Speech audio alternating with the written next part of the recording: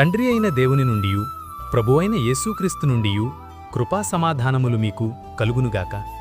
ఈరోజు దేవుడు తన పరిశుద్ధ గ్రంథములో నుండి మనకు అనుగ్రహించిన నేటి దేవుని వాగ్దానము 1 పేతురు పత్రిక 5వ అధ్యాయము 4వ వచనం.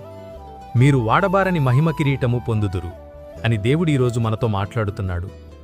నా ప్రియ క్రైస్తవ సహోదరీ సహోదరులారా, యేసుక్రీస్తువారి శ్రమలను ప్రత్యక్షముగా చూచిన వ్యక్తి పేతురు. ప్రభువు మహిమతో వచ్చినప్పుడు ఆయన మహిమలో పాలివాడను కాగలనని పేతురు దృఢముగా విశ్వసించుచున్నాడు.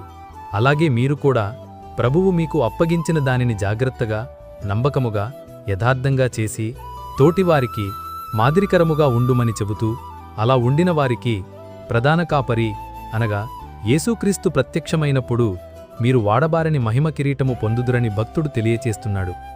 నా ప్రియ క్రైస్తవ సహోదరీ సహోదరులారా, ఈ మాటలు నాకు కాదులే, సంఘ సేవకులకు, సంఘ